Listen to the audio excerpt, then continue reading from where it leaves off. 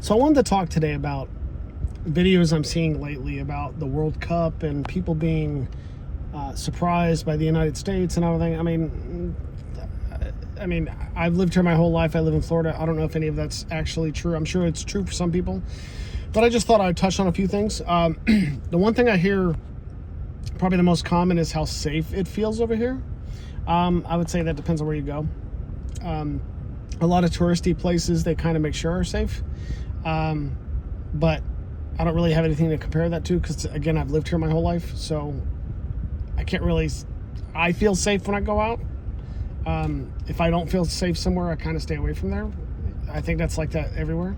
The second thing that people comment a lot is about the American culture, about the size of the grocery stores and 24-hour diners like Denny's and IHOP and Waffle House and all this kind of stuff. I don't really go to those places a lot. When I was younger and friends would go out drinking and stuff, they would go there afterwards. It is kind of nice if you work second shift somewhere or third shift to know that you can go somewhere, get something to eat. It's not as prevalent as people may think. Some fast food restaurants, you might find a McDonald's once in a while that's open 24 hours, usually near a highway or something. But usually if you go to those kind of places at 1 or 2 in the morning in any normal city, there's not going to be a whole lot of people there. If you go to a big city, oh yeah, there's going to be people there all the time. So I guess that kind of depends on where you go. The other thing that people are commenting about is Buc-ee's, the gas station. We call it petrol station. That's not normal. That's not the norm over here for a gas station. That's interesting even for us. If you want to go to a normal gas station, go to like a 7-Eleven or a Cumberland Farms or a Wawa or something like that. There's still probably a pretty nice gas station depending on what you're used to, but it's not all gas stations are Buc-ee's. Barbecue is another thing that people are commenting about. That depends on what region you go to. Texas barbecue is going to be in Texas. Louisiana barbecue is going to be in Louisiana.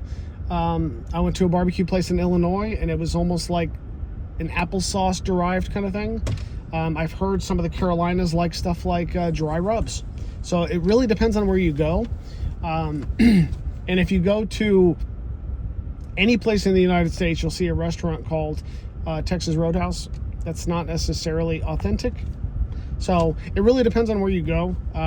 If you come to the United States and you go to a place and you go to a barbecue restaurant, don't think that's American barbecue. That's just whatever style of barbecue that particular restaurant is selling. If you really want the authentic stuff, look for something down here in Florida. You want to look for something, where a guy has brought a big smoker on a trailer. It used to be a propane tank kind of thing. You're going to look at it and think it's really kind of sketchy, but that's usually the best barbecue. The other thing people talk about is how warm the people are. I would say that depends on where you go. Being in Florida, I'm used to tourism. And when you go to the touristy districts, you don't get the normal, American warmth. You don't get the normal American hospitality. Those people are in the hospitality industry, so they're going to treat that differently. If you want the kind of stuff you're seeing on YouTube right now, go to a town that's a little bit out of the way. So for instance, if you come to Orlando to go to Disney, go to a flea market, go garage sailing, go to Walmart, go outside of Kissimmee or Orlando, go to Cocoa Beach, those kind of places, go to Lake Mary or something, and go to some of these average towns and then go look around a couple of stores, and then you'll get that kind of American hospitality. In America, we tend to love accents. So as soon as if you do have an accent, if you have a non-American accent, people will ask you questions. Hey, where are you from? That's interesting. I can go in a hardware store looking for a screw or something, and chances are I'm going to get in a conversation with somebody else that's either going to try to help me or that needs my help, even though I don't work there. So it really depends on where you go. Don't come to Disney or Los Angeles or New York or whatever and think you're going to get that, Southern hospitality kind of treatment, because it depends on where you go. Even Atlanta, that's in Georgia, you got to go outside of Atlanta to see that kind of stuff. So I just don't want anybody disappointed.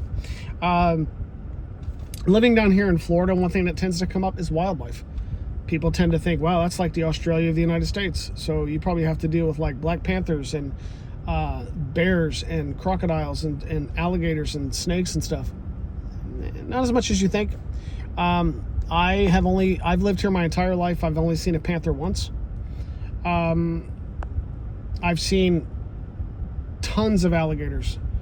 If you live anywhere, the saying in Florida is, if the water is wet, there's probably an alligator in it. Having said that, they couldn't care less about you.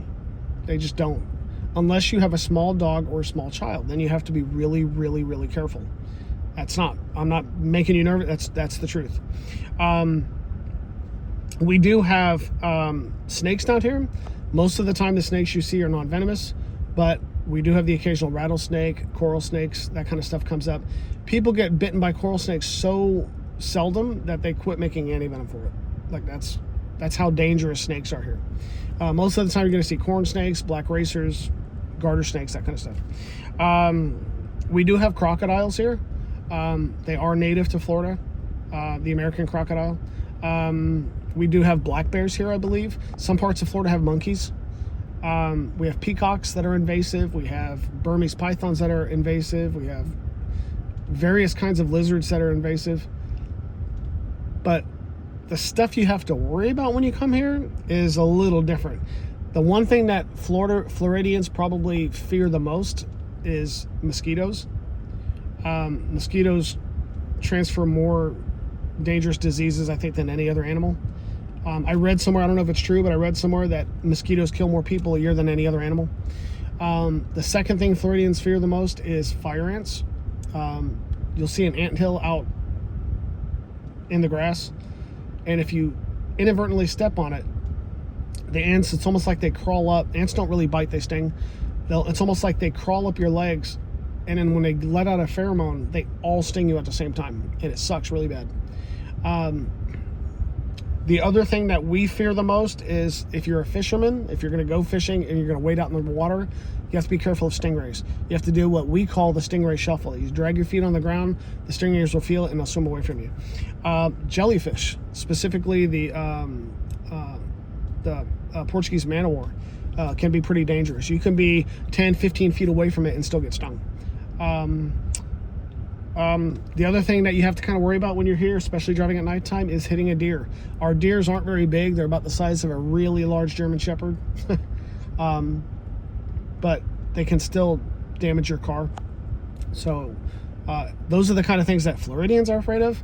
We're not really afraid of alligators unless it's mating season, or unless you have a small dog or a child, then you really do have to worry about it. The last thing is, people comment about driving in big cities. If I'm going to plan a trip, now I'm an American, so driving 14 hours to go somewhere, that's not that bad to me. But if I'm going to travel from, let's say, Florida to Tennessee, I'm going to try my hardest to avoid Atlanta. I'll probably try to avoid Jacksonville. There's just certain cities you know to avoid. Chicago you want to avoid. New York you want to avoid. DC is okay. If you're in California, you probably want to avoid like Los Angeles and places like that. So the big cities like that can be a real handful, especially if you're not used to Dallas, Houston, those kind of places. But usually they have like an expressway that goes around the city. So if you go up through Atlanta, there's a bypass that you can go around the city and it comes out the other side. But normal highways, they're usually two lanes wide, and unless there's some kind of road construction or there's some kind of accident, traffic shouldn't be that bad unless you're coming up to a major city. If you're in Florida going up 95, hit Daytona, traffic's going to be a little bit tighter until you get through Jacksonville. Orlando traffic can be bad. Tampa traffic can be bad. Miami traffic is awful. But we have alternate routes. You know, we have the Turnpike. We have 75 can be really bad, especially around Tampa. So there's different ways you can do it. If you're going to come to the United States and drive, don't be afraid to take the scenic route, because the scenic route is going to be more picturesque and it's going to be less traffic. So I hope this helped, just because I don't want anybody to come to the United States and think, I want to get the same treatment they got in the World Cup and then be disappointed. If you want that down-home hospitality treatment, you want to go to, Dallas isn't too bad. Houston isn't too bad.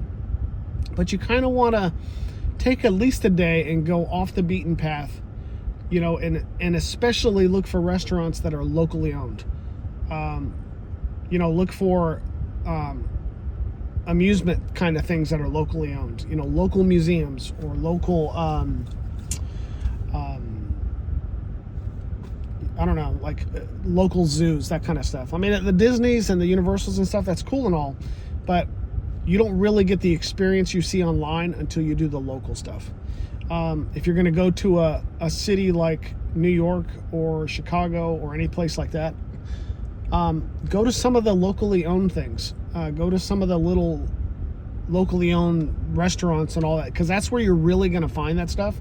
If you want the old Americana kind of stuff, you want to hit New England, like Pennsylvania and, that whole area of the United States. If you want the whole Hollywood kind of thing, that's obviously Los Angeles. Florida, if you're going to come here, don't come here in the summertime. Come here in the wintertime. Wintertime for us is like springtime for you. And if you want the southern experience, you want the outskirts of Atlanta, anywhere in Tennessee and Kentucky, Smoky Mountains, those kind of places. And then, of course, Texas and stuff like that. So that's just my opinion. Feel free to interject. Feel free to respectfully disagree, because I'm not a know-it-all by any stretch of the imagination. I'm just telling you what it's like here in Florida. But hope that helped. So see you.